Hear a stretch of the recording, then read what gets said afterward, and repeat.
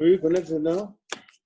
Yes, we are connected, Your Excellency. We regret that interruption. We had an uninvited guest, but we would like to ask you to kindly continue with your address. Okay. I'm so sorry about the interruption, but it's okay. And I was saying that we had to shut down businesses that are taking decades to build. We have had to postpone many dreams and suspend or abandon many investment plans which we already had. And we see no immediate end to this tragedy that we are going through. Although we are seeing right now that some companies, Pfizer is coming up with the vaccine, we still have to continue the way we have been continuing by being cautious. We have a drive hope in the fact that there exist organizations, Rotary, top among them, that see times like this simply as opportunities to do good, give hope, and help humanity win. In other words, rather than sitting back and lamenting and passing blame, Rotarians are providing leadership in your own small ways as an organization and as individuals who believe in Rotary's ideals. You have helped our country avoid the worst. I urge you to continue doing good. Ladies and gentlemen, I have an occasion to cite former US President Bill Clinton's take that if he were to sum up his view of public life, it would come down to, are people better off when you quit than when you started? Do children have a brighter future? Are things coming together instead of being torn apart? I have said, and I can say it again, that I fully share President Clinton's view of what leadership is. I believe you do too. Leadership, for me, comes down to a desire to make a difference, a desire to change things for better, a desire to bring people, communities, and the world closer and together so that we jointly face our problems as a nation and as humanity. To the best of my understanding, this is what Rotary is all about, helping to link up people and bringing humanity to one table to solve problems. Through your many outreach, scholarship, community service, and ambassadorial programs, Rotary connects people across the cultures, social and economic status, geographical space, and professions. In so doing, Rotary creates leaders of different persuasions at every stage of life. The end result is transformational change through understanding of each other, mutual respect, and dignity. Rotary plants in humanity the ideal of putting collective interest above self-interest. That is critically important at a time of physical and spiritual depletion, uncertainty, darkness, and even death, as in the case today. Rotary instills in us the need to act out of conviction and not desperation or a desire to be popular.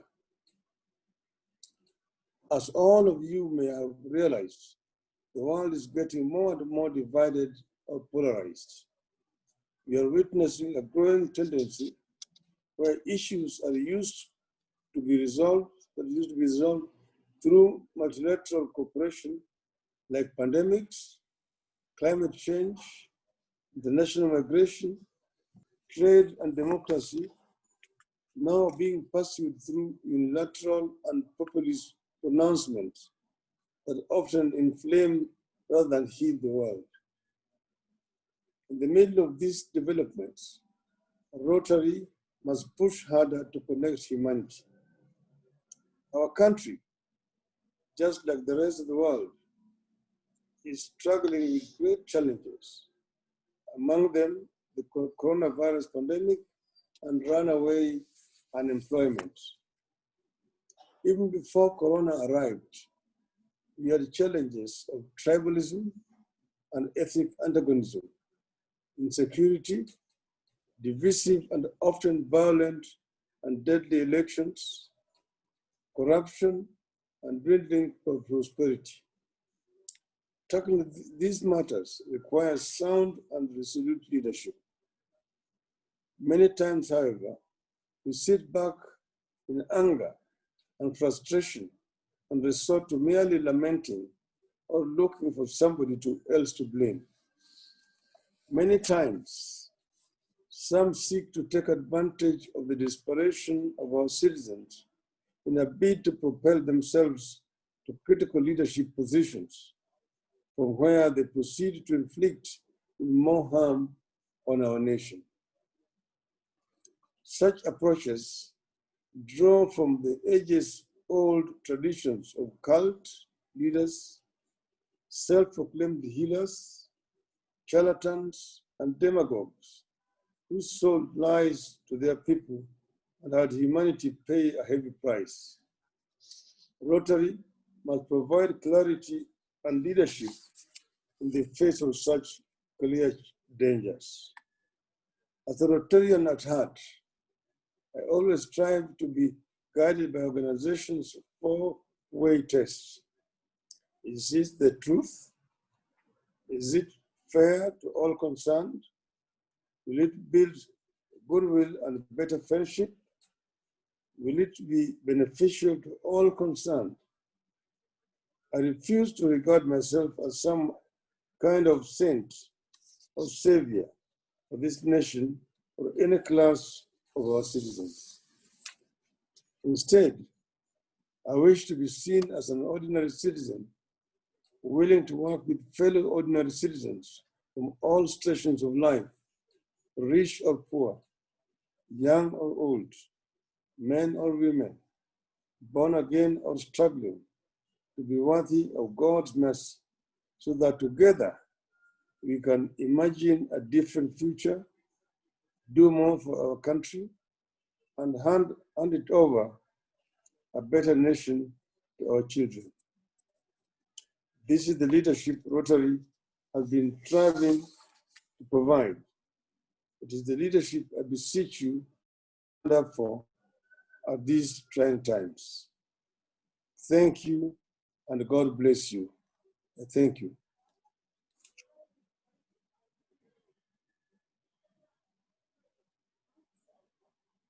Thank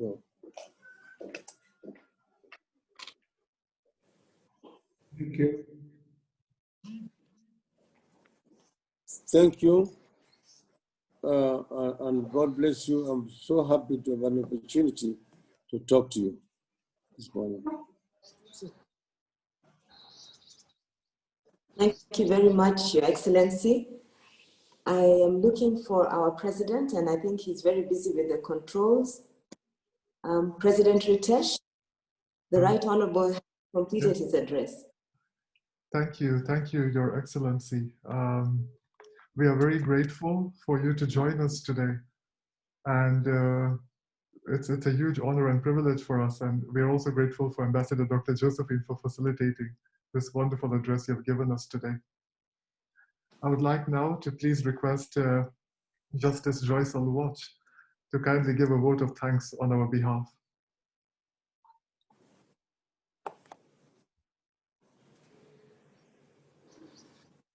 Lady Justice Joyce is still on mute. I beg your pardon, I'm so sorry. It is true, I was muted. Thank you, President Ritesh, for giving me the opportunity to give a vote of thanks to the Right Honorable Raila Odinga. Your Excellency,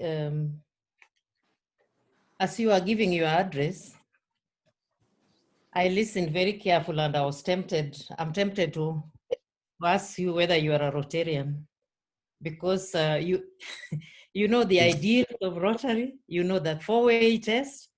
I'm not sure that there's anything about Rotary you don't know. Well done. I was listening very keenly. Thank you. And thank you for sharing your perspectives of what leadership is all about. And you also appreciated, Your Excellency, that Rotarians, we strive to do good, we strive to give hope, and that is especially at a time like this. Yes. With the COVID pandemic all around, a pandemic that has even infected the rule of law. It has infected everything, including the rule of law. That's where we are now. Yes. So thank you for giving us, thank you for giving us your perspective. We live, as Rotarians, we live by the ideals of Rotary that you have just quoted. And we are peacemakers and peace builders as Rotarians. And we associate very closely with mediators all over, Rotarians all over the world associate with mediators. So we are peace builders, we are peacemakers. And at a time like this, we hope that our presence as Rotarians can be felt as we reach out to the underprivileged. There are many, many around the world, even beginning with us here in Nairobi. We do our bit. We've been going around providing face masks where possible, providing food where possible, and equipment for washing hands. In our small ways, we have been doing our bit, our part, playing our part, so that we can keep our communities safe. Thank you very much for honoring our club. And I'm sure you know that this is the oldest club, Rotary Club, not only in Nairobi, but in East Africa. So thank you for honoring our club, and may you be blessed, and please keep safe, Your Excellency. Thank you. Thank you. Thank you very much for those very, very inspiring and complimentary words. I feel honored and flattered. Thank you. Thank you. Thank you, Your Excellency. I would like you to also know who else is with us on the call today. Before I do that, I'd like to let the other admins with me today know that Honorable Rosemary Odinga is also trying to log on. So if her name appears, please do let her in. Your Excellency, with us today, we have our past district governors, Richard Omwela, our current district governor, Patrick Obat, District Governor-elect Alex Nyaga. We have our District Governor nominee, Azeb Asrat from Ethiopia. We have past President and our District International Services Chair, Isaac Gitoho. We also have our Assistant Governor, Gugi Mushane, and of course, most of our club members who are good friends of yours, I believe. So we have all these individuals with us on the call today.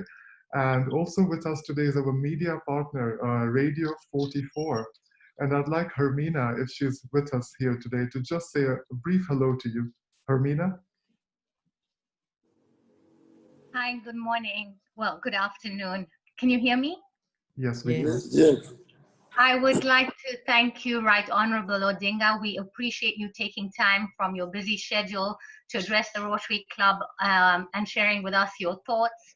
And I would also like to extend my heartfelt appreciation to the Rotary Club for partnering with Radio 44 as your media partner. We really enjoy and supporting you, and would like to thank you as well for this opportunity to partner with you. Thank you. Your Excellency, I also want to just let you know that on the call this afternoon, we have representation from the United Kingdom High Commissioner's Office, the British High Commissioner to Nairobi, our UK Ambassador Jane Marriott. We also have colleagues from the London Political Summit, and Julius Mbaluto, who writes a paper for Kenyans in Diaspora from London. We have Facebook London represented We have Rotary clubs from the United States, from Sydney, Australia, from various places in the United Kingdom, specifically from London and Luton this afternoon. And I would also like to give a special thank you to Rotary International Trustee, Dr. Geeta Manek, who is with us on the call today, as well as past District Governor Bimal Kantaria. Dr. Geeta, would you like to please say a quick hello to His Excellency? Thank you very much, President Ritesh, Honorable Raila. So happy to have you with us at Rotary. Every time you come, you inspire us, and we're really delighted to have you amongst us. I know you're a good friend of Rotary. You're a good friend of all Rotarians. So when you come and visit us, we are incredibly inspired. So thank you so much, and keep on doing what you're doing. We're with you. Asante sana, Mheshimiwa. Thank you, asante sana sana. Thank you. And Your Excellency, if you will please allow us just a few minutes, we have some questions for you. The first question, Your Excellency, is from Dr. Manu Chandaria. Dr. Chandaria? Yeah. Well, I'll not use the word excellency and whatnot. Raila, how are you doing?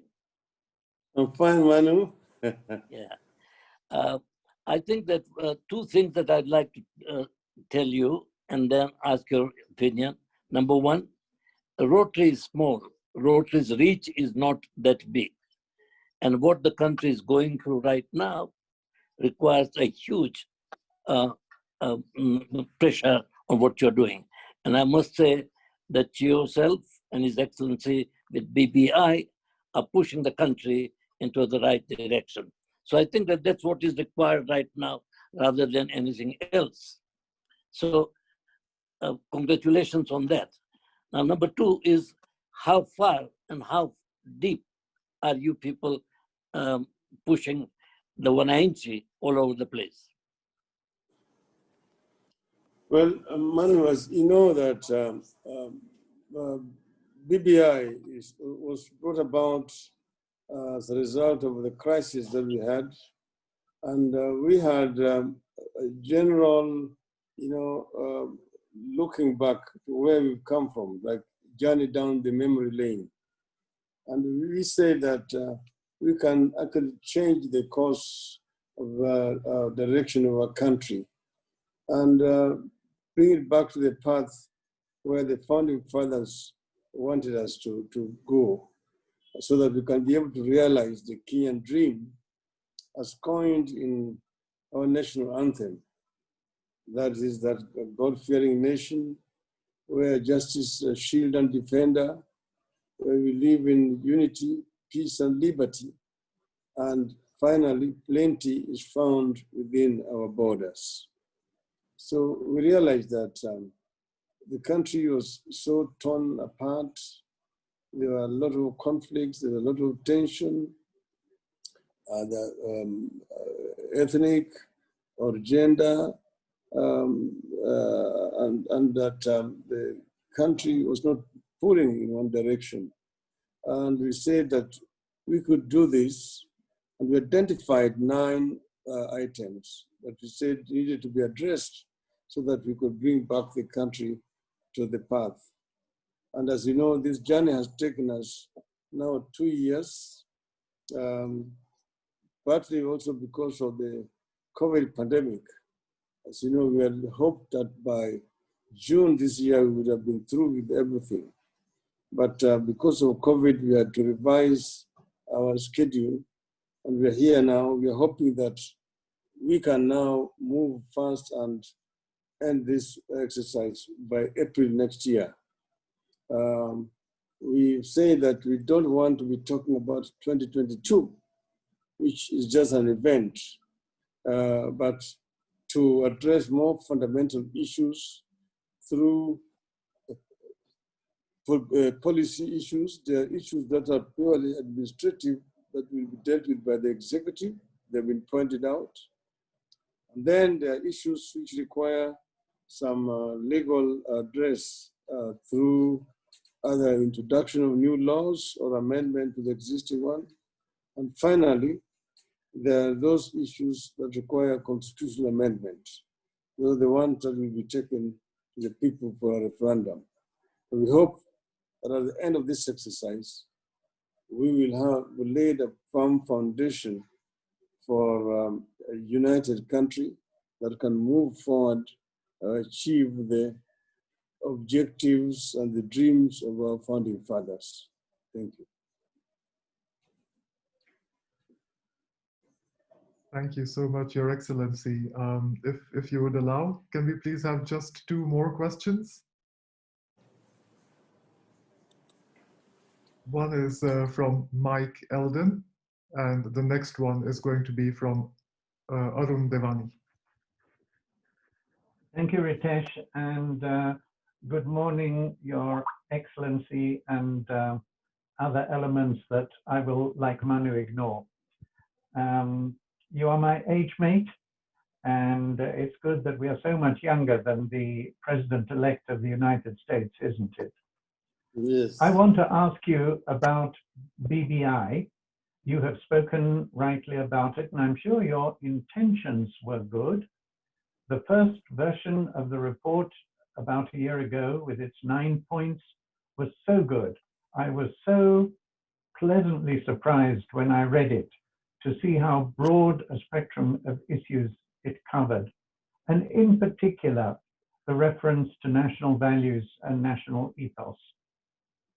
Unfortunately, ever since, because it is the politicians who have taken hold of this in the context of all the changes to the executive and the legislature, of expanding the executives, more senators, MPs, and so forth, and the way the media loves covering the conflict and confrontations between politicians, that all these other issues have faded as they inevitably would into the darkness. However, unless we focus on the national values and national ethos, it is my view that no amount of legislation, no changes to the Constitution will really make enough of a difference to helping this country to fulfill its potential. I'm currently doing quite a lot of work with NCIC on promoting social cohesion, national cohesion, and it worries me a lot that because the media so loves covering confrontational politicians, we are missing the points that you intended on BBI. What are your thoughts on if and how we can overcome these challenges? Thank you so much for actually stating, or you can say hitting the nail on the head, that the elephant in the room is the media, which thrives in disinformation exercise to divert the attention of the people. There are some issues which are purely of media invention, which are not really even in the document itself. But the media would always want to see an adversarial exercise where there are 2 sides that are fighting, that blood is being drawn. That's when the media is happy, and that's when they sell most. But there are some issues which are being blown, in my view, out of proportion. Like this issue of the size of the executive. I really don't think that we are really increasing the size of the executive by creating a position of a prime minister and the 2 deputies. Because you see, the prime minister is just the question that need to be asked. Do we need a prime minister? The experience that we have had here shows that, a parliamentary system is more accountable than a presidential system, pure presidential system, because you have the government in parliament. The parliament, the government can be held to account in parliament. Questions are asked and the ministers have an obligation to respond to those questions. What we have right now is technocrats who have been recruited and then appointed into positions of ministers, but who now can only appear before committees of the House. So you find that a lot of executive time is wasted appearing before committees of the House. Here they've been appearing before a committee of National Assembly. Tomorrow they'll be appearing before a committee of the Senate, and so on and so forth, where questions could just be answered. So what we are saying is that by bringing back the executive into the House, we are going to make it more efficient. And we are not adding costs because the Prime Minister is going to be a member of Parliament. Like when I was a Prime Minister, I was a member of Parliament for Langata. And my primary salary was that of a member of Parliament. I was only getting an additional allowance for the executive work that I was doing. The same thing with the Deputy Prime Minister. They're all going to be members of Parliament. At the moment, you have got Parliament as it is. Then you have got now the 22 people who are recruited from outside, who are now being paid a full salary and allowances in the executive. But next time they are going to be basically just earning a salary. In my view, you're actually reducing the cost of the executive. You're not increasing it at all. But the Prime Minister is going to be responsible in the House. He's going to be the leader of government business in the House. He's the one who's going to be leading the cabinet in the House, answering questions. At the same time, the Prime Minister is going to be coordinating and supervising the work of the cabinet ministers and chairing cabinet committees. As somebody who has operated a similar system with President Kibaki, I think it is a much more efficient way of running a government. The government functions much more effectively this way. Even the cabinet works much more effectively that way. So then the issue of loading the cabinet, in the Senate, we had women in the Senate, but they were not elected. They were nominated. Therefore, they had no vote, because in the Senate, people vote in terms of counties, and each county has got one vote. And those other ones who are there, they can debate, but they cannot vote in any issue that is affecting the counties. So therefore, they are looked down upon as if they are second-class senators. And what we are trying to do is give them more dignity now that they're elected, and that each and every county elects 2 senators, just like the United States. Each state elects 2 senators, irrespective of the size of that state. Even New Haven has got 2 senators, just like California or Texas. And we think that this will give women more dignity. And then we are also trying to address the issue of 2/3 gender in the National Assembly. This, as you know, is as a result of the advisory that was given by the Chief Justice to the President. And you know that the current Parliament has been unable to deal with this issue of 2/3 gender rule. But I agree with the point you mentioned, that values and ethos are very important, in my view. They're really at the core of governance in our country. And because there have been erosion of this, or lack of them, that's why you find that we have not been able to address this animal called corruption, which is eating at the fabrics of our society. It is addressed, actually, I think, very fundamentally in this document. And The question was, do you leave ethics together with anti-corruption, or you put it somewhere else? I think the general consensus that by putting ethics with anti-corruption commission in one commission, there's less emphasis on it. And I think they're trying to put it somewhere where it rightly belongs, where it can be given more emphasis without bloating it and creating another independent commission. So they are looking at areas where costs can be cut, and I'm sure that the final document that is going to be published is going to really answer most of the concerns that are being raised. Thank you.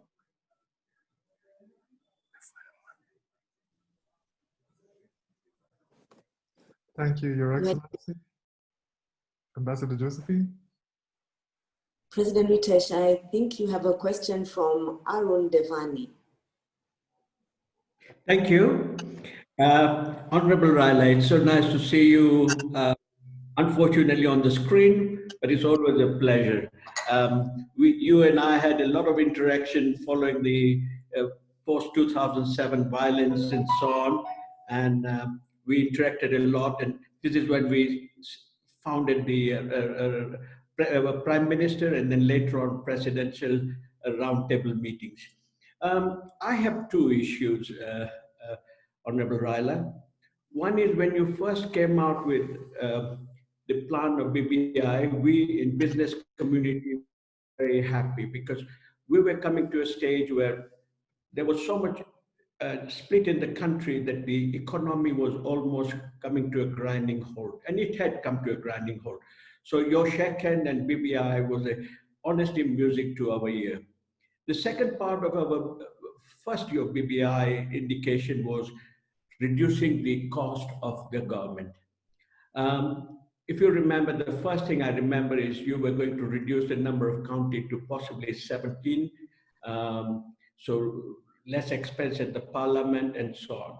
But over the course of last 1.5 to 2 years of BBI getting out to the politicians and others, we as business community feel very scared that your administration cost is going to take such a fantastic percentage of our revenue generation that the funds which are collected both for administration but also for reinvesting in the economy, whether it is on what Mike is saying, social, ethical side, or the infrastructure side and so on. We believe, sir, the last summary of BBI that I've read, you are becoming a very fat elephant. You will not be able to run. So that is worry. Second worry that I have, which perhaps is more influenced by the media, is what we are hearing about taking the independence of judiciary. I may be naive, but whatever I've read, I feel a little worried. You always need 3 separate entities in a country, like we had organized, executive, parliamentary, but judiciary, to make sure that there's a check and balance. I would love to hear your comments, sir, especially on the economical side of it, because when I hear so many president, vice president, prime minister, vice president, deputy prime minister 1 and 2, I mean, each of them would like to have a 400-500 million shilling home in Karen or somewhere, then the motorcades and so on. So you'll be chewing up a lot of money that can be used wisely. Thank you, sir. Thank you very much, Aaron. Yes, Aaron, let me go straight to some of the issues that you have raised without the preliminaries. One is the issue of the numbers of counties.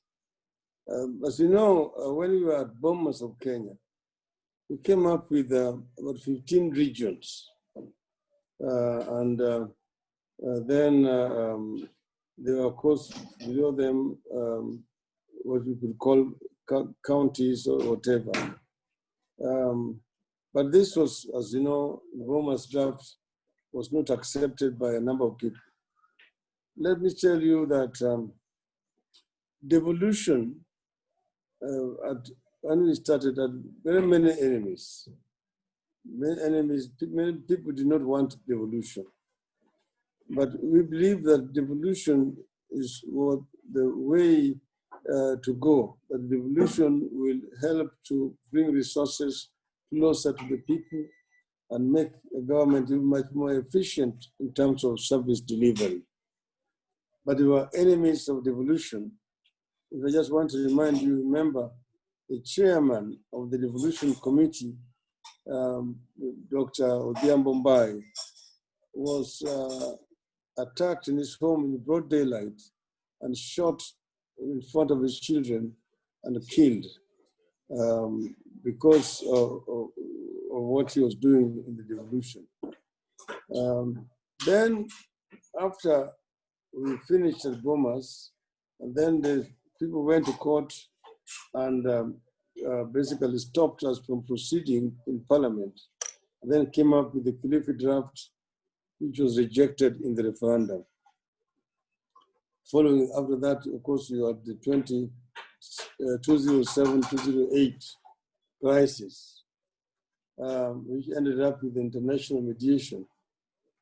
So in 2010, the team went to Naivasha, and the Naivasha Accord was basically a firefighting document. There were compromises which were made in Naivasha. The anti-devolution people compromised by saying, if you have to have them, then make them too small so that they can be controlled from Nairobi. That's how we ended up with 47 counties, with 47 governors, only 5 short of United States of America. But you know, US is a continent. In South Africa, they have got 10 provinces which are led by premier. They have a 3-tier, local, provincial, and national in South Africa. So at the provincial level, they have got the premier, equivalent to a governor. In Nigeria, with a 200 million population, they've got 35 states. They have got local, state, and federal in Nigeria. So we've been saying that Kenya, there are just too many, and the costs are too high. But unfortunately, those who do not want this system to work efficiently have come up with a very strong argument that, if you want to talk about introducing a region at the top, they're saying, these people want to add more costs and remove power closer to the people. You should actually devolve further down from the county toward the people, not devolve upwards. And I think it is fear that this can be used to poison people's minds, that issue has not been addressed. But it is still, in my view, a matter, a work in progress that may be revisited in the future. The other one is the issue of the independence of the judiciary. I don't think that anybody in any way wants to interfere with the independence of the judiciary. You have got these 3 arms of government, the executive, the legislature, and the judiciary, which are independent, but are also interdependent with each other, because they're serving one people. These 3 arms of government, they must work in cooperation with each other. Now, the judiciary is independent, but then you want the judiciary also to be audited in that independence. Like when the people are complaining against the services they're receiving from the judiciary, where do they go? You go to the same judiciary, So you need to have somebody who is independent, who can audit the judiciary. And this is the purpose of having an ombudsman. Now, if ombudsman is supposed to be oversighting the judiciary, should he be or she be appointed by the Chief Justice? Because he should also be oversighting the work of the Chief Justice. The Chief Justice is also a member, for example, of the Supreme Court, actually, the President of the Supreme Court, and also the Chairman of the Judicial Service Commission. That's why there's a proposal here that the Ombudsman should be appointed by the President, but the President is not just going to handpick. There will be a panel that will select, and then that person will be vetted by Parliament. And once vetted by Parliament, then it goes back to the President in his capacity as a head of state and appoints the Ombudsman, who then also presents his report, who also becomes a member of the Judicial Service Commission, ex-officio member, and presents his report to the Judicial Service Commission. We said it does not have to present the report to Parliament. The report is only presented to the Judicial Service Commission as things stand. And we have view that does not in any way interfere with the independence of the judiciary at all. So finally, let me just repeat, the issue of the size of the executive is, in fact, the executive is going to be smaller because we have not increased the number of cabinet ministers. We're going to say that some of them will come from Parliament. Some are still going to be recruited from outside Parliament. But once they have been recruited, they become ex officio members of Parliament. There are some of those professionals who will come from outside. So right now, all of them are not members of Parliament. But in other words, they're all earning a salary. The first salary you're talking about, from over and above what the MPs are earning. But these other ones here are going to be members of Parliament primarily. Their basic salary is that of members of Parliament. They only earn additional allowances as ministers for the job that they are performing in the executive. So in my view, this is not adding more costs. This is in fact is reducing costs of government. Thank you. Your Excellency, we are aware that you have a function in Parliament, the State of the Nation Address.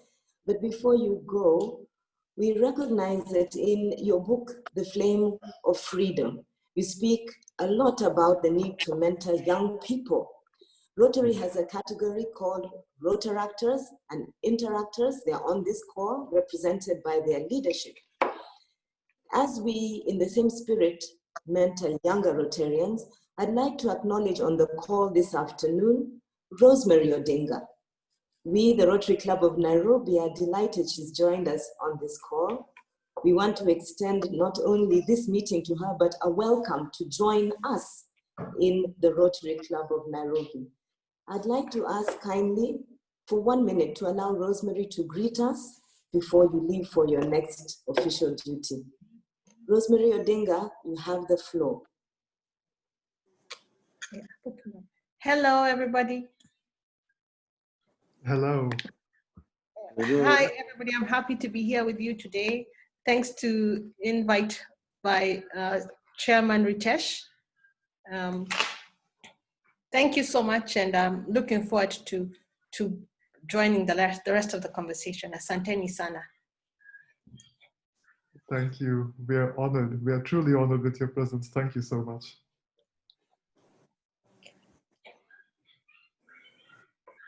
I thought she was going to ask a question. Okay. Comment maybe. Comment maybe. Yes, please. Yeah, awkward moment. Yeah, but it is good to understand that we're not, as taxpayers, going to spend more money. That has been a big concern, at least for me, and to see how the process is going to go forward. Asante sana for answering that question to our guest today. Thank you so much. Thank you, Honorable Rosemary Odinga. We are grateful for your presence, and we look forward to welcoming you to further meetings with the hope that you would join our club. Thank you so much. And thank you very much, Your Excellency, for attending our meeting today, for honoring us with your presence. And I would like now to just give a quick roll call of the number of clubs and Rotary individuals who are with us today, so you can get to know who was listening in your audience. We had with us today the London Political Summit representatives, and from District 9212, our District Governor, Patrick Obath, Rotary International Trustee, Dr. Geeta Manek, District Governor-elect Alex Nyaga, District Governor nominee Azeb Asrat, our Country Chair Saum Siraj, our past District Governor Richard Omwela, and past District Governor Dr. Bimal Kantaria, as well as Assistant Governor Gugi Mushane. We also have on the call with us Ambassador Josephine Ojiambo's mother, Honorable Julia Ojiambo. Welcome.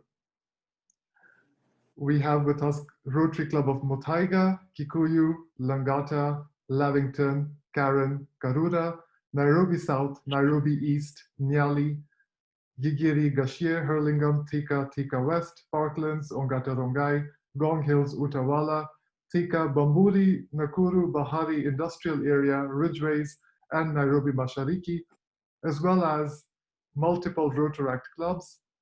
And I'm also, yes, we have past District Governor Hamid Abu with us as well from Mombasa. I would like to thank all those who have joined us, and kindly forgive me if I've not mentioned your name. But I also would like to say a special thank you to our media partners, Radio 44, for engaging us on this very important talk. Thank you to all clubs, Milimani, Kilifi, Kisumu Vinam. Thank you to all who have attended today. Thank you, Your Excellency, for your time. Thank you. Thank you. And I wish you all the best in your deliberations today. Thank you. Thank you. Thank you. Thank you. Thank you, Baba. Thank you. Thank you. Thank you, Baba.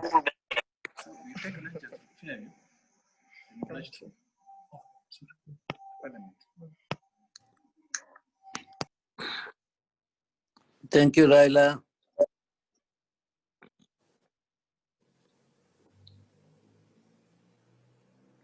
President Ritesh, we are in your hands.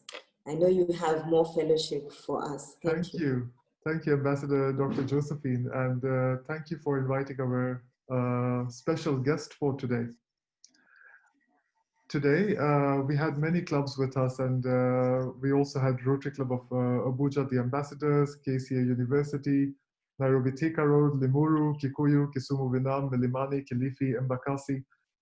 We had very many clubs with us today, and I will personally write a thank you to those clubs, because I know that we may not have mentioned all of them present today. But we now are celebrating 2 years since Rotary Day at UN 2018, which was co-chaired by Dr. Sally Gitoho and Joe Otin. And we have with us District Governor Patrick Obath. District Governor Patrick, would you like to say a word, please?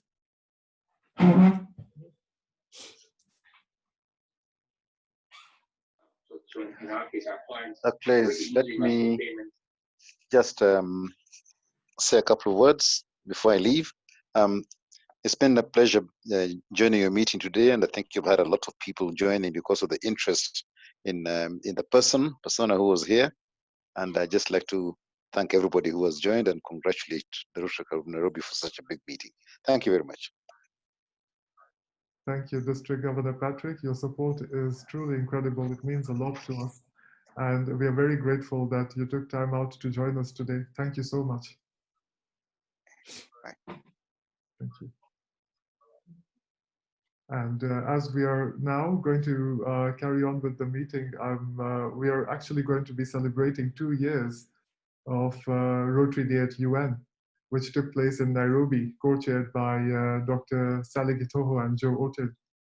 And as a prelude to that, I would like to play a short video advertising what Rotary Day at UN 2018 was.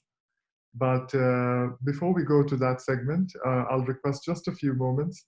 And I'd like to hear what our guests thought about the meeting today. Thank you, DG Patrick, for being with us. We are truly grateful. I'd like either DGE Alex or DGN Azeb to let us know their thoughts.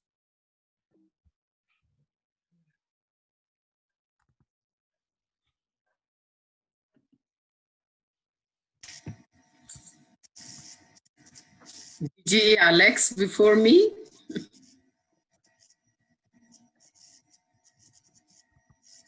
Yeah, okay. Let me just say this. This was interesting for me because in the 1990s, when I was serving in Kenya, in the United Nations, I've been following the politics of Kenya because it was an interest for me for my work as well. So having seen Honorable Odinga still in that still active sense, it was really amazing. It was amazing, and also his knowledge or his motto, the forward test, using the forward test as one, his life motto. That is very, very interesting. So I was happy to be here and part of this, this meeting. Thank you, President Ritesh and everyone around. And it was a pleasure for me to be part of you. Thank you. Thank you so much. Thank you, DGN. DGE, are you still with us? District Governor-elect Alex? If not, I'd like to know what PDG Bimal or PDG Hamid have to say.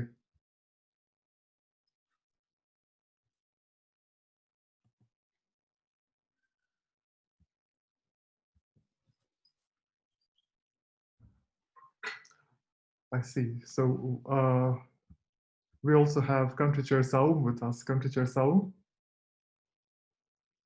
thank you for attending our meeting today. And what I'll do right now is I'll play a short video of Rotary Day at UN 2018.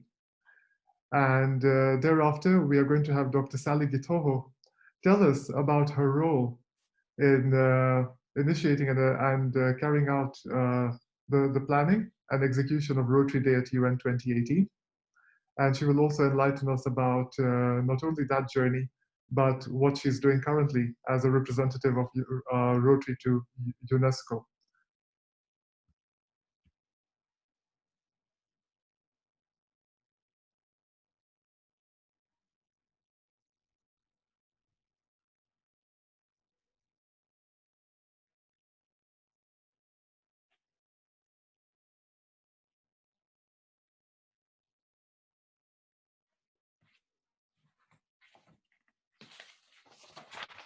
Welcome to this session, where we will be discussing the Rotary Day at the UN, which is scheduled for 10th of November, 2018 in Nairobi, Kenya.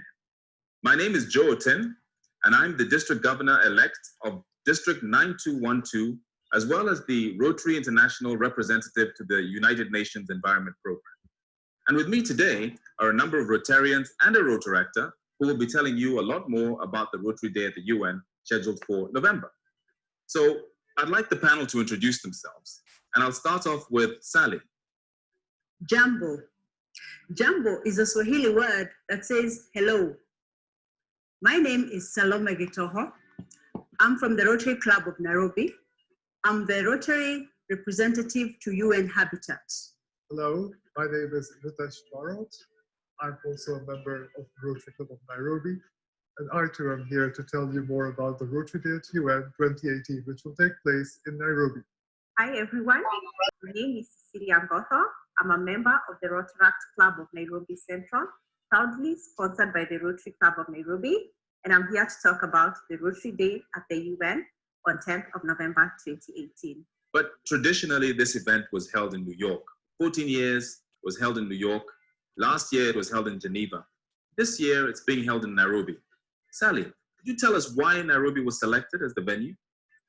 Nairobi is a hub of sorts. We have, not only is it a beautiful country, but it has also come to be recognized as the Silicon Savannah.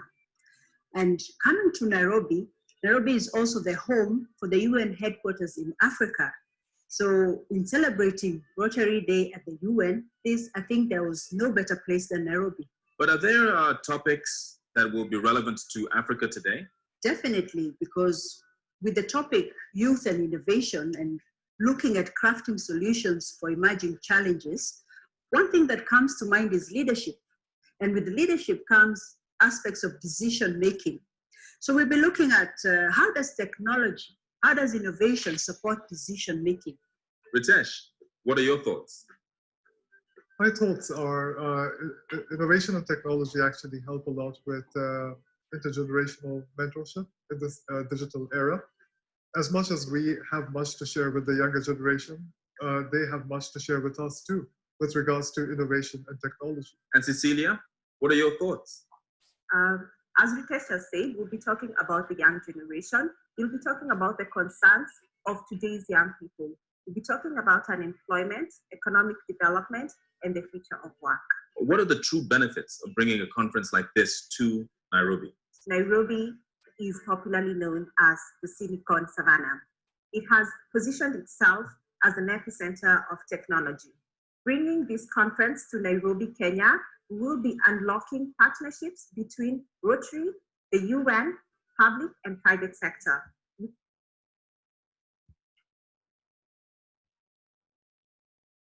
Thank you. With that brief video, I would like now to introduce Dr. Sally Gitoho, who's going to share with us some insights as to what it took to actually plan that memorable meeting and what it took to execute it so effectively. Thank you, President Ritesh, and a good afternoon to everyone.